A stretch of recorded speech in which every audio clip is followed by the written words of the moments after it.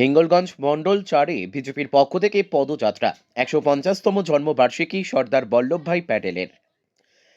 উত্তর চব্বিশ পরগনার বসিরহাটের হিঙ্গলগঞ্জে বিজেপির পক্ষ থেকে হিঙ্গলগঞ্জ মণ্ডল 4-এ এদিন সর্দার বল্লভভাই প্যাটেলের 150তম জন্মবার্ষিকী উপলক্ষে পাটঘরা থেকে যোগেশগঞ্জ বাজার পর্যন্ত প্রায় আনুমানিক 2 কিলোমিটার একটি পদযাত্রা অনুষ্ঠিত হয় ঝুমুর নাচের মধ্য দিয়ে।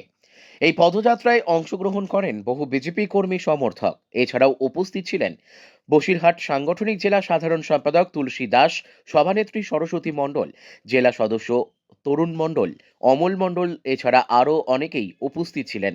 বিভিন্ন মণ্ডলের মণ্ডল সভাপতিগণ, বিজেপির মুখপাত্র দীপঙ্কর সরকার ও মণ্ডল 4-এর সভাপতি বাবুরাম মণ্ডল।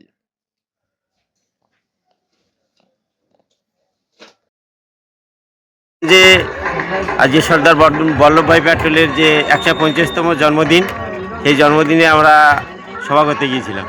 কোথায়? যোগেশগঞ্জ বাজারে। কেমন লোক দেখলেন ওখানে? আমরা যে হারে মানুষকে বলেছিলাম তার থেকে দ্বিগুণ মানুষ আমাদের সঙ্গে সহযোগিতা করেছেন। কারণ প্রত্যেকটা মানুষের মধ্যে জাগ্রত হচ্ছে ঐক্য, বন্ধন, ভারত মাতার প্রতি প্রত্যেকে একটা শ্রদ্ধা এসেছে। ভারত মাতাকে আগামী দিন যাতে সুরক্ষিত থাকবে তার জন্য মানুষ আজকে অকপটে আমাদের সঙ্গে সামিল হয়েছেন। আপনার নাম? আমার নাম প্রশান্ত মাইতি। দেখুন, এই পদযাত্রাটা হচ্ছে ইউনিটি অফ মার্চ, একতা যাত্রা। কেন এই একতা যাত্রা আপনারা ইতিমধ্যে দেখেছেন। সর্দার বল্লভভাই প্যাটেলের 150তম বর্ষ, উনি জন্মবর্ষ এখানে পূর্তি হচ্ছে 31শে অক্টোবর। উনি জন্মগ্রহণ করেছিলেন 1875 সালে। এটা 2025, 150 বছর পূর্ণ হলো। ভারতবর্ষের স্বাধীনতার পর দেশীয় রাজ্যগুলোকে যেভাবে আলাদা করার চক্রান্ত করা হয়েছিল, তাদেরকে অপশন দেওয়া হয়েছিল 3টে, হয় ভারতবর্ষে অন্তর্ভুক্ত হও, না পাকিস্তানে যাও, আর নাহলে স্বাধীন থাকো। তো এই ভারতবর্ষের বুকে যে 565টি দেশি রাজ্য ছিল, সেগুলো যদি আলাদা আলাদা থাকতো, আজকে ভারতবর্ষের এই একতা এটা আমরা পেতাম না।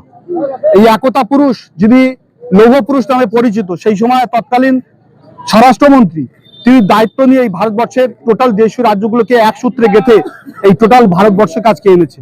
তাই তাকে স্মরণ করে তার এই 150 বছর জন্মদিন আমরা পালন করছি ভারতবর্ষের সর্বত্র।